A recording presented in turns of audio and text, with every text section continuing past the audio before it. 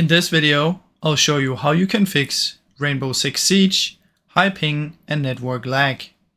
First step is you want to open up the Windows firewall, go to Advanced Settings, click Inbound Rules, New Rule, Port, Next and UDP, and in here you want to type 49152-65535.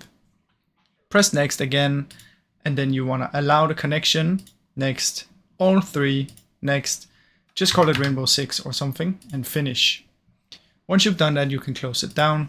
Then search for New View Network Connections, find your network and right-click Properties, find Internet Protocol version 4, Properties, use the following DNS and type 8888.8844. Press OK, and now this should be fine. Then after that, what you want to do is find your internet again, right-click, Disable, and then right-click, Enable.